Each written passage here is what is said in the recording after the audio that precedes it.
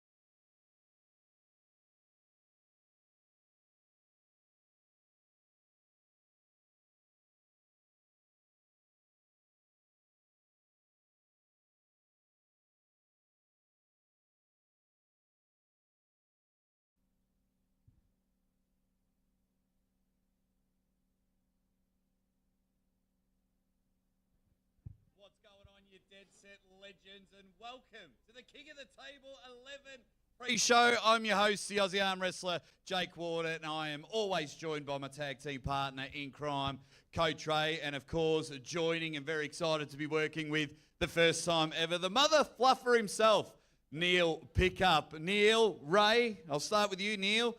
We're in for a banger show.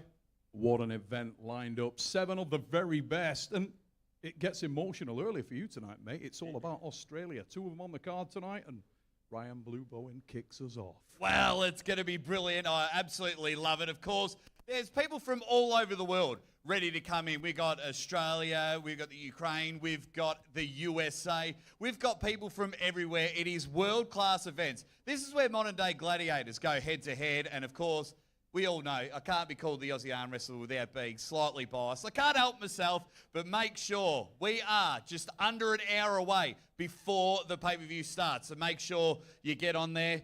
Ray, mate, we're here again. You absolutely love it. What are you looking forward to the most when it comes to these King of the Table? I think the surprises. The surprises is the one, like, we can predict a lot of things, and I really always hope my predictions go sideways and we end up with really awesome matches. And this show has a potential to have a lot of exciting matches.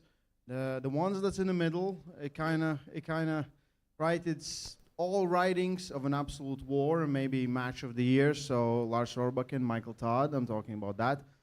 The main event itself, we have the man who has defended his title so many times, Artyom Morozov versus Ivan Matyushenko. Like, I can, of course, we're starting with Ryan and Schoolboy, which, like, we have been talking about possibility of that match forever. Yes. So finally, we're gonna see one. Well, I'll get you to go get Ryan for us, Ray, and I'll go to you, Neil. We'll go through the card in the moment. But if you've got to pick one, if you're like the reason you've bought the pay-per-view, what's the one that's going to steal the show, that everyone here in Dubai will be up on their feet screaming and shouting? You know what? I actually love 2 matches equally on this card. Yeah, I'd love to pick one, but there's more than one. We got a number of incredible matches tonight, and to be honest, 2 of these really stand out for me. I'm all about finesse versus top end. I love the boxer against the puncher. I've talked about it many times. Kigal, Onabay, Oleg Petrino is an absolutely incredible matchup. You're going to see, arguably, the most technically proficient arm wrestler in the world right now in Kigal, Onabay, against a genuine iron puller. A man who is all about the raw, the top-end strength in Oleg Petrino. What is that smell? It's Ryan Bowen, ladies and gentlemen. With the Flavor Saver mustache. Ryan, we're here. We're going to go through the card. A very rare thing for you. You're opening the show. Man, it's a big opportunity. It's a special thing. I feel like I'm just so happy to be back. It's been over a year and a half since I've been on the core sports stage here at King of the Table. This is a good stomping ground for me. I had success here against Carla Gischel, and I want to put the icing on it tonight by finishing Schoolboy. And joking aside there, the smell is confidence. If you've been around this guy the last couple of days, you're exuding confidence, Ryan. You can tell that you're a man that's put the work in. And I think you expect it to pay dividends tonight, mate. Yeah, mate. Get them both. Yeah, like I am feeling confident, and I really feel that the confidence is coming from discipline. In the past, I've been overly confident, and it's been detrimental to me. I've really had to reinvent myself over the last few years, both mentally, physically, and now it's just time to see if it's all come together. I trust that it has, but tonight we'll find out. So we're talking about the best version of Ryan Bowen. This would arguably be one of the biggest structurally. You've tried to put on weight and get big, but how dense and what is your weight coming into this catchweight match with Schoolboy? Yeah, mate, 107.8 kilos is what I weighed in 2 days ago in the morning, I think it was. This is definitely, as you said, structurally the biggest. The last 2 years has seen a lot of fundamental sort of foundation strength training, in addition to what has always been my hand and wrist. I've felt that my hand and wrist is at the elite level. I've felt that my base power is not. I've hopefully rectified that. One question I wanted to bring to you, mate. We've talked a lot, and within your career, you've seen this manifest itself. We've talked about pressure. And this is an example of a high-pressure matchup. 2 of the most popular guys on YouTube. You both sort of made your career in that platform, Ryan. Schoolboy, bigger man, younger man. Very big following on YouTube yourself. That's where you've carved out your reputation. Who's got the pressure here? Yeah, look, I think we both have pressure, but I think he has more. At the end of the day, he is the bigger man. I think the majority of people are voting that he's going to win this match. But look, he's also coming off a couple of losses where he was the overwhelming favourite. So he finds himself once again in a position where he's the overwhelming favourite. He's the bigger man. He should be done. There's also a thing that my brand of dream, my goal has always been very public, and I've copped a lot of criticism for it.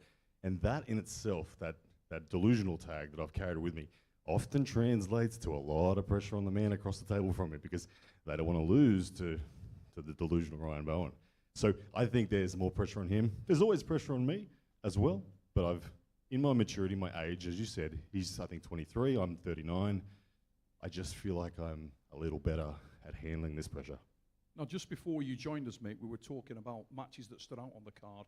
I actually didn't say the second match, which was going to be Kamil Jablonski and Vitaly Leeton. Now, there's style in matches, and there's style in matches, and your style has gravitated towards winning ugly. You may not win quickly, but you're good at winning things that turn into battles. And is that really part of the strategy tonight? And do you see that if you are successful, this is going to be a dogfight? Yeah, it has to be for me. I respect everything that Alexander brings in terms of peak force. He's taller, he's bigger. I expect him to be that drag racing car out of the engines, out of the blocks. And look, I think the sooner I tie that man up and get it into a dogfight, the sooner the pendulum starts to swing to me. I do believe it's a long way to 4-round victories. And there's a lot of ways to make it last a long time. Slips, fouls, restarts, all sorts of things. So, schoolboy, where's your brother? You're going to make him look for his brother tonight, Neil. Well, there it is. Ryan Bowen, superstar. It's going to be brilliant. He will be opening the match up. Thank you for joining us, mate. You get ready because we are here. Look, Neil, you can't see it, but the goosebumps are coming, and we've only just spoken about the first match. And one thing I want to ask you, Neil, while I've got you here before we keep going through the card, they've agreed to start the straps. They're going to start round one in the straps and possibly every round. What do you think the thought process was? Do you think Ryan's got away with one? Do you think Schoolboy's worried about endurance? What were your thoughts when they went, wow, they're both agreeing to straps? I was surprised, actually. I was shocked. I was surprised. But listen, we're talking about, nobody knows these arm wrestlers like they do. Nobody is inside their head like they are. Alex Bezaikov, you may think, you've watched him on YouTube and think this guy is just a YouTube sensation and the hype is not real. The hype is real. This kid is an absolute monster. He knows his preparation. He knows his training. He's very diligent. He's very professional and very considered. And he may feel that that will allow him to apply more power early. A moment ago, we heard Ryan talk about the fact that he feels that if this turns into an endurance situation, the pendulum of opportunity swings towards him. That may be true. Maybe Schoolboy is thinking that. Maybe Alex has got that in his mind somewhere and he feels like, you know what, if I can apply more pressure early, I have enough of a horsepower advantage to literally drive through this man and make the match boring, unentertaining, clinically efficient. Oh, it's going to be a genuine banger. Now, we have no dog in any of these fights. We like supporting our countrymen, but we all have a bit of laugh. But I just need one word, Neil. Ryan or Schoolboy? It's never that easy for me. Ryan, he never picked. that easy. Wow, you picked. No. I will tell you what I feel. I feel early, Schoolboy is the favourite in this match. And if you were looking for an educated bet, I would go with Alex Bezaikov. I really would. Because he's the bigger man. He's got more speed. That aside, I think that a lot of people are writing this match off. They think it's very much the one-sided match. And maybe it is if Alex has that strength advantage. He does have the initiation advantage, and he may just blaze through. But here at King of the Table, we're arm wrestling over a lot of rounds. To do the same thing time and time again is difficult. That is where the intrigue of this match lies for me. Because one thing I will say about Ryan Bowen is, he's a very good arm wrestler. He's also very brave, and he wears pressure well. This is a man who's carried the delusional tag for so many years, and that pressure has built. He's been immersed in it most of his career, and that has hardened the man. It's allowed him to arm wrestle under those conditions, and I think he has the opportunity to silence a lot of people tonight and swing for the fences. He knows he's the underdog. And in most cases, people will believe he's the underdog. But if the match turns ugly, if he can get the stop, he's very comfortable in that kind of scenario. And then a bigger man can ask himself a lot of questions. There's no one can take the edge off you in an arm wrestling match like yourself. If you start to doubt yourself, and let's cut Alex some slack here. The man is in his 20s. He's young. He is He's young. called schoolboy for a reason. What I would ask is that everybody watching this, regardless of the outcome tonight, if it doesn't go well for either athlete, try and understand what these guys are dealing with. All the pressure. Yeah. You guys watching at home, Alex is an unbelievably talented arm wrestler, and I'd like to see Alex come to the table tonight and cut all that pressure loose. Just go in there and show what he's capable of. Yeah, if he wins, he wins. If he loses, he loses. I think it's going to be incredible. And whether you're watching on the Voice of Arm Wrestling or the Aussie Arm Wrestler YouTube channel, there's no better time than now to buy the pay-per-view. I mean, you've got Ryan Bowen, you've got Schoolboy. It's a match we've wanted for years. It's going to be brilliant. Just buy the pay-per-view right now. Have a break, get ready, because it's going to be brilliant. But you and I, we could talk about that match for an hour, but we've got to roll on. We've got to go to the next one. And the big boys are coming. The big boys are coming to play. Georgi Zurnov and Rivas Lutudze. Rivas is coming in at 170 kilos. Now, say what you want at home, what you think about Rivas as 170 kilos. 170 kilos is 170 kilos. That is one heavy, bad man. What are your thoughts on the size of Rivas coming into this one? In arm wrestling, size matters for sure. But when people talk about size, it's not just weight. It's frame. It's structure. If you look at the greatest of all time in most people's book, it's the perfect storm, John Brasink. And you may look at John and feel to yourself, well, this guy isn't so big. But if you take a closer look again, you'll see that he has elements of him that are definitely not ordinary for a man of that weight. Colossal thumb, huge, wide palm, structurally extremely solid.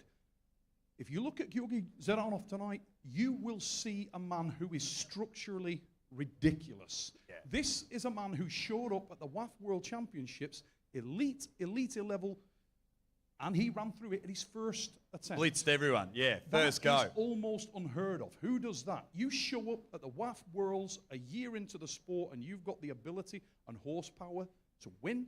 You are something very different.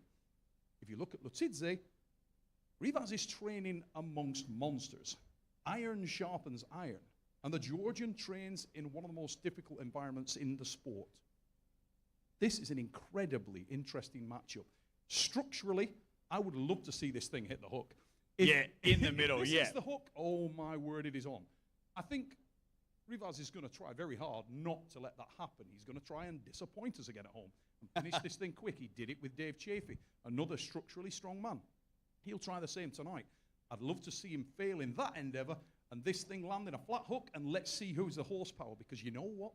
When the match does stop, Rivas is able to contest it there as well. Remember the match with Monster Michael Todd? The guy has some grunt. Yeah, that's what I hope happens. He can go, yeah, I hope so as well, because we know Zurnov doesn't mind being 2-0 down and coming back and winning matches. And I'm glad that he has come back on to the big stage in super matches, because it has been a while since we've seen Georgi hit the table here. So then with a frame like Georgi, can he tire out? Because you were saying we know Rivas has got grunt, but he was a bit lighter back in the Monster Michael Todd matches. He was a bit lighter with the matches against Leeton and so on. So at that 170, if Georgi can get him in that hook, can Rivas hold on over the 6-7 round super match format? I think it's going to be very, very critical, the position that the match takes tonight for both arm wrestlers. In all strength sports, in all combat sports, and in most sports, to be honest, it's how close to your red line you are contesting the match. That's what we're looking at here. It's easy. If your 100 meters is 10, 11 seconds, you can run at that, and you know you can. You try to make it in 9, you push to try and break that barrier, and you will be destroyed, where otherwise you might be able to do it 3 times in the day. And this is going to be a similar situation. These guys are sprinters. They're going to go flat out. For Georgi Zurnov, I think he knows that he needs to make this match stop, and he needs to make it frame on frame. And I think in that environment lies his best opportunity to win. If you're Rivas, you want to get a dominant position very early. That could be just off the hit, straight to the pad, or it could be getting to a dominant position and trying to put some bleed into Zurnov. That could be the opportunity here. We're going over 6 rounds, I said earlier, so strategy becomes very important. And if I was Rivas, I wouldn't necessarily look to just blast this thing to the pad all the time. First match, sure, a rangefinder, see what you can do. But if you can get that dominant position in round 2, put some bleed into the man. Yeah. Yeah, it'll be interesting to see who will get the stop, who will come out attacking early. I like the way Rivas will hit it. He's an absolute freight train. But yeah, if Rivas gets 2-0 up, I still wouldn't count out Zurnov. His history speaks for itself. He is unbelievable and he is framed. But you're speaking about speed. And you've always said Lachlan Adair is fast as F. I mean, we'll keep it a bit PG.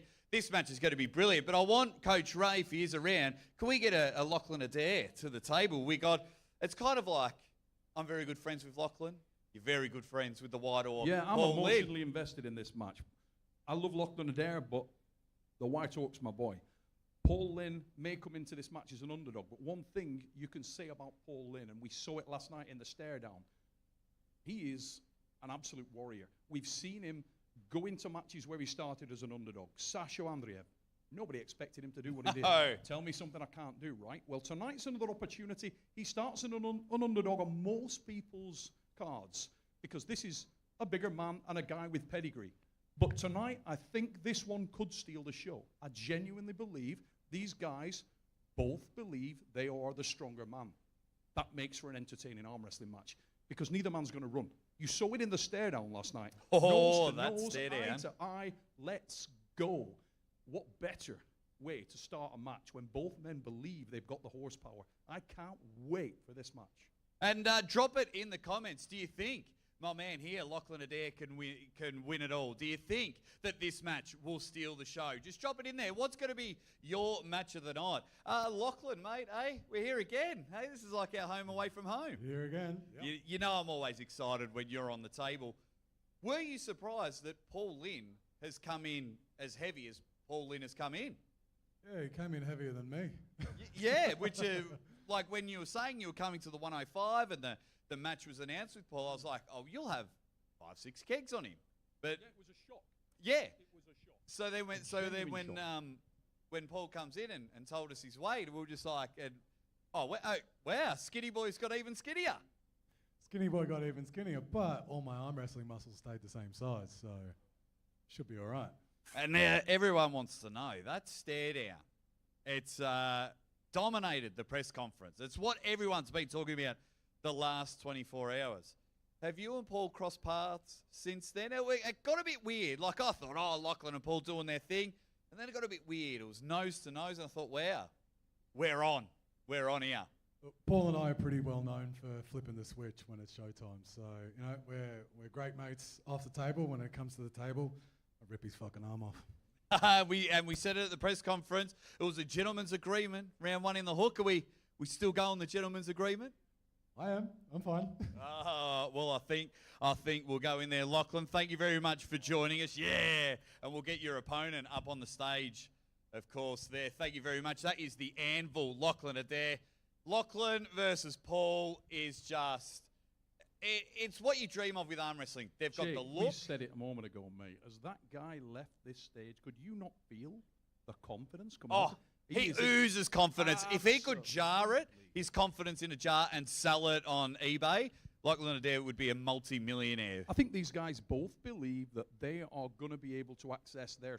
There's nothing better than going into a match and thinking to yourself, you know what, I think I'm going to get what I need here. When a guy's a technical challenge for you, when a guy's going to try and get around you, try and take away your power, there's something a little concerning, a little scary in that. When you think that the guy that you're facing is going to go exactly where you want to be, it's exciting, it's visceral. And the White Orc, Paul Lynn, and Lachlan Adair, I believe you're going to see it. Oh, it's going to be brilliant. They're the perfect saying. You like to say it all the time, test your frame. You're not going to get anything better than Paul Lynn and Lachlan Adair. And speaking of Lindiana Jones, Paul Lynn, come to the stage, my man. Join the pre-show. And thank you all for watching. And thank you all, because I know after this, you're going to get in there and buy the pay-per-view. It is going to be brilliant. This is one of the best, if not the best King of the Table card in their 11-event history. It is going to be brilliant. Paul Lynn, mate. Oh, hang on. Well, I'll tell you what. Neil, you take my microphone. This is your boy. Listen, Paul Lynn came into this match for me like he does with most matches, with absolute dedication, professionalism, and focus. And walking into the venue for the first time and setting eyes on him, once again, he stepped me back because I figured he'd be the smaller man. No.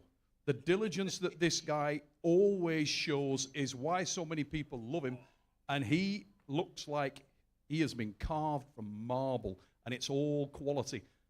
You look at Lachlan Adair, it's a mirror image. And Paul, I can see that there is a real simmering, sinister aggression about you, mate.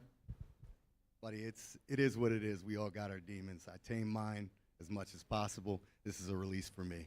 I do my talking between the goes and the pins. How hard is it for you to contain everything that you feel in here right now? Because it can see it simmering for the last hour. You've been just quietly pacing around here. You've got your lady here. You've got your boy here. Link's seeing his dad do what he does. And it must be difficult to maintain that focus and just chill until it's time. For sure. It's an everyday struggle for me. Like, as a person, my personality, I have to keep those demons in check. And I've done my best through arm wrestling to do that and use positive energy. But for me, competition is a release and an opportunity to do what feels most comfortable for me and let some of that out. Now, we had Lachlan up here a moment ago, and he spoke about the fact that both of you guys are known for your ability to flip the switch, to turn on when it's time to turn on. Last night, we saw a very intense stare-down between you and Lachlan, and yet we all know that we've seen you around the venue here. There's massive respect. Talk to me about that a little bit. Is there any personal there? Do you need that? Do you need to focus, or is it just a matter of fact? No, I think the mutual respect is huge. We talk to each other. We communicated. We're buddies. We started just about the same time. There's a lot of similarities between us as human beings, how we approach training, diet, all that stuff. Like, he's one of the guys that I don't think I can outwork this guy. He's going to work just as hard. But because of that, and because of some of the things he brings to the table, I think we're going to bring the best out of each other. Now, you're also known for being pretty understated, Paul. You're not the guy that writes it on the T-shirt. You just prefer to come and bring it. A lot of people see you as an underdog here. How do you see you? Are you the underdog? I'm the consummate underdog. Consummate. Even if the odds don't say, I convince myself that I am, because I fight better climbing uphill. Yeah, beautiful. Look at that. That's Captain America right there, ladies and gentlemen. Good luck to you, Paul Lynn. You know I love you, buddy. It's going to be brilliant there. We're about 10 minutes away from wrapping up this pre-show, so we're going to go through as quick as we can with the next 4 matches. So you've got time to buy the pay-per-view. I mean, just hearing Lachlan and Paul speak, for me, that alone's worth the pay-per-view. What they have brought promotion-wise, confidence-wise, that match alone is going to buy and bring and make the pay-per-view exciting. And so is the next match. Michael Todd, Lars Robak. I tell you, press on press. King's move on King's move. Don't throw up in your mouths, but you will see a King's move at some stage in that match. I'm enjoying the comeback of Michael after the bicep tear. You say we'll see a King's move, will we? Because sometimes you see a King's move when you can't access where you want to be. And there's a part of me feels like these guys tonight on opposite sides of this table are going to try to prove a point. We got a similar situation where one man is coming in as a heavy favorite. His last match, he was denied access to his renewed bicep. He couldn't get where he needed to be. I talked about it a moment ago. Someone trying to work around you, not through you. Different tonight. He's facing a guy from Norway who doesn't know how to run away. And what's most interesting when you look at these two arm wrestlers is that they have access to the same technical repertoire. They both can hook. They both can press. They both can go open and kings. They've got every box ticked. And more interesting than that, if you look at these two guys in terms of physical stats, length of arm, there is Dead even. Yeah, it'd be a bees. millimeters between them. With Millimeters. their elbow to fingertip. And I think the big X factor about this match is round one, because we all know Lars, he presses better than an iron on a wrinkled shirt. We know that's his main move, and we know Michael loves the King's move. But yeah, like you're saying, it doesn't automatically mean that they're going to go there. And I think in round number one that they're going to try something different to shock the other person. So will Michael come in for a hook? Will Michael come in and press? Or what will Lars do? Will Lars show? Well, if you he's break got this more down on the weapons? numbers, Jake, you've got a situation where one man is seen to have one advantage over the other, and it's speed. If you're Michael Todd and you think, I can light this match up off the start, can you? If Lars denies that and he does go open. Or if you're Lars, do you think that I'm going straight at this guy at 100 miles an hour and I'll put the brakes on, we'll see who's the presser. It's what's going through these guys' minds when they're behind that curtain that matters most, and I can't wait to see it. Yeah, and they've probably, outside of what you see here, guys, they've probably been the two more quieter people. You know, you be around events and everyone's up and about and they're talking about what's going on. They've been more reserved than usual with Lars and Michael. So I'm really interested when they get to the table, their body language, their mindset, and how they go about this match, because they both know it's very important, because there's a future world title shot in the cards for the winner. I want to bring Ray Lipinge in. He's sat just over here, and Ray and me have spoken about this a lot. We were out today, and he sees this potentially as the best match on the card. Do you want to tell everybody at home exactly why, Ray? Ooh, why? Because both of the guys have the same weapons. They, Mike kind of ends up in a King's move when he cannot top roll you, right? So, or open top roll. And Lars, if he feels he cannot press you, he goes for that top roll. So Lars has a lot of the abilities that is needed to beat Michael, but Michael does all the same things that Lars does. So there's possibility we will see press to press, right? And also Lars can have a nice open top roll. So I'm thinking there's no way this match ends quick. There's no way in any shape or form any of those guys win quick from round 1 to 3. Afterwards, maybe some quick starts. Mike is known to have a great switch up between the press and the top roll. So we might see that, but I think it's going to be open war, similar to we have seen past from Michael Todd. And Lars Robak is here to bring it, his third appearance, and I think he wants to make a statement. There is rankings on the line, and there is an opportunity for championship if Mike wins. So I think there's a lot of stakes for this one. So they're going to give their absolute all. Yeah, it is, and it's going to be a brilliant match, guys. That is match number 4 on the card. And then the next match, we've got the arm wrestler in Kigal Onabay taking on Oleg Petrino.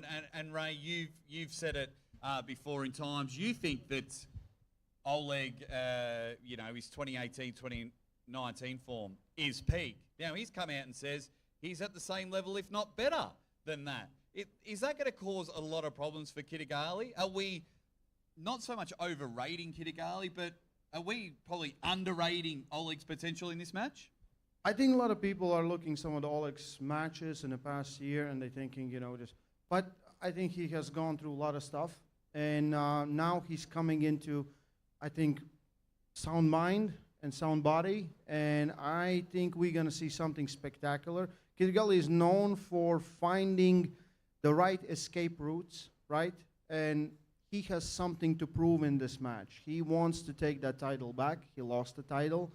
Petrino still hasn't had his opportunity to pull for the title.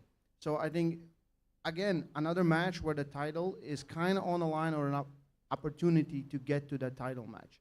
Kigal, we have seen many times, as talked about, as one of the most fluent arm wrestlers we have. Great example of switching between techniques, fast moving through techniques, and just like it's a delight watching him pull. Petrino, so much power. Like that power that is generated from his arm is insane. He will not give up. So I'm giving a little bit favor to Petrino, but I think it will be a war. It's going to be a brilliant match. And just quickly, Neil, before we move on to the next match, is Kigal's finesse that you mentioned earlier, is that going to be enough to take on an Oleg Petrenko? I think Ray nailed it a moment ago. When you look at Oleg Petrenko, you're looking at a guy whose lineage is from Andrei Pushko, Ukraine pain train. He will run you over, don't stand on the tracks. And this man came up with the same style, with the same coaching, and he will throw his frame into the match. And he will do that when tired. Few people will do that round after round when they've been exposed. But we've seen Petrenko do it, and we know he will do it again. If you're going into this match and you're Kigal Onabay, if you know that you need to make this match go on to the A side, your winning side of the table, you cannot afford to run backwards too much. Now, the interesting thing there is that if Kigal goes with a low hand and tries to move backwards and take the risk, that opens the opportunity for the press. He needs to pick his weapons very carefully here, because you do not want to be pinned underneath the shoulder of Oleg Petrenko. The man is biblical strong. Oh, he's almost like a mythical creature. Just seeing his frame here and the way he's looking is unbelievable. So, yeah, early on paper, everyone thought Kigal was going to run over Oleg, but now seeing Oleg, I think this match is 50-50 down the line. I think it's going to be incredible, and I hope you guys watching on the Voice of Arm Wrestling or Aussie Arm Wrestlers channel hope that this match is going to be incredible, and that is 5 down, and with 2 to go, semi-main event, and for the first time in a while, back-to-back left-hand matches are headlining the card, and Vitaly Leeton and the Golden Dragon, Kamil Jablonski. Kamil, another person oozing with confidence. Can he get to the strap? That's probably the number one question a lot of people watching this have been asking. Can Kamil Jablonski get out of that vice grip that is Vitaly Leeton? There are options in this arm wrestling match for both men. But I talked to you a moment ago about the guessing game that needs to go on. Kamil Jablonski is in the ascendancy. This is a guy that a lot of people don't know a great deal about until recently. He pulls Devon Larratt, and all of a sudden, wow, who the hell is this guy? And if you look at the manner in which he arm wrestles, it's similar to Jerry Caderet. And we all know how awkward that is. But what I would say is, it's like a young Jerry Caderet. This guy is explosive, incredibly quick, and he is the hunter, not the hunted. And that can give you the edge. He's nervous, he's scared, and he wants to win really bad, Jake. I don't see any route through that apart from one which takes extreme bravery from Leeton. And that would be to move backwards quickly and then jump on top of the hand. That's his one route to slowing that down. If he fails to time it correctly, wow. Ray, can he do that? Can Vitaly do exactly what Neil's describing? Kamil would be mad at you to just give this tip to Vitaly, but Vitaly doesn't speak English, so it's fine. Yeah, it's gonna be brilliant. This match has been a short time coming. It was a good replacement for our unfortunately original main event not coming in. What would be the X factor for both athletes in order to win this match? Get the strap for Kamil. Don't compromise your back pressure for Vitaly. Right? So Vitaly gets in position where he allows Kamil to get his shoulder behind, and they stay there long enough, it's gonna take a lot away from you. And one thing I know from the last match that Kamil had versus Tobias, Tobias said that his side pressure died out. He couldn't resist the center power. Kamil's stayed strong, and at the end, he was dominant. Real question is, can he get away from the grip? We know Vitaly Leeton has one of the strongest grips on the planet, if not the strongest. And I know 2 people that are pulling today here. Vitaly injured them while they tried to slip. Even Matyushenko and Rivas. So I'm excited to see how that riddle is solved, because we have seen many times where Vitaly will not allow you to slip. And if you don't have a good top roll where you fight him on top, it's hard to slip with that man. One thing that we haven't spoken about here as well, which is really important from where I'm standing here, is the title implications. I mean, we're seeing tonight the main event. Morozov is here, title match, but the title implications here, I mean, the winner of this match has a real, they can make a statement. It's the kind of position you put yourself in where you can say, should I not be next? You are stepping into the light, and that's exciting to me. Yeah, absolutely, to hit in top three. And let's go straight into the main event. Morozov and Matyashenko. Morozov defending his title. He's gone from a bigger to a, well, you can't call Matyashenko smaller, but he took on Alex Kadecha, 150 kilos, and now he's taking on Ivan Matyashenko, who's coming in at 115 and some change, maybe a little bit over. Ray, a lot of people doubt Matyashenko, but when you saw at the face-off, he's similar height to Morozov. You could say similar strength to Morozov. And boy, oh boy, that hook of Matyashenko. Wow. Yeah, the only thing that kind of concerns me, I think if Ivan can get inside from the first rounds, he will have some problems in the later rounds because endurance of Artyom Morozov is insane. He has been through some wars. But if Ivan can go through fast, taking not much damage, he might pull it off. More I look at this match, more even it gets in my eyes. I'm really excited to see because we all know the hooking ability of Ivan Matyashenko is legendary. Oh, it is. And Neil, before we wrap up the pre-show, because all these dead set legends are watching and they're itching and they're getting ready to buy the pay-per-view when we wrap up, where do you see this main event going? Left arm, super heavyweight champion. I'm not asking for a prediction, but I'm asking, are we going in the hook? Is it the endurance for Morozov? Where's the pronation going to be protected or taken away? Where is this main event going to go? Right here in the middle of the table. For me, Jake, the story of this match is told in the first two rounds. Listen, in Ivan Matyashenko, you are dealing with an assassin. And assassins work quietly. They work in the shadows. They work in the dark. And that is a threat that this man represents. He will put Morozov into a position, forget about size for a moment. Forget about size. This is a guy that will put you in a horrible position. You can talk about size and the benefit of size and structure and all these things and the athleticism of the champion. But he's facing a unicorn. This is a unique individual. This is a rare breed. And the first two rounds, we'll get to see the initial hit and the second one, micro adjustments. If Matyashenko can't land what he needs in those first two rounds, I think he's going to be in deep water and out of his depth tonight. That's my honest opinion. By contrast, if he lands the first or the second round, I think Artyom Morozov will find himself in a really unusual battle where he needs to focus very carefully on what he does next. Because you are given no opportunity to breathe. When this guy steps out of the darkness, headshot dead. He puts you to sleep. This isn't a guy that, if you look at his resume, he's there battling for hours. When this guy lands what he wants, it's game over.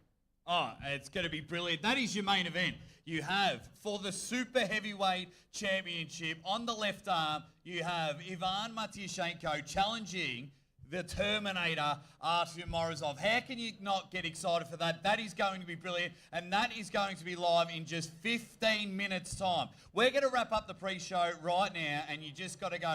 Get ready, get excited, because wherever you are around the world, you don't want to miss any of these 7 matches. It's going to be brilliant. This has been Coach Ray. This has been the Mother Fluffer, Neil Pickup. I'm the Aussie arm wrestler, Jake Ward, and we will see you live for King of the Table 11, headlined by Ivan Matyashenko versus Artyom Morozov.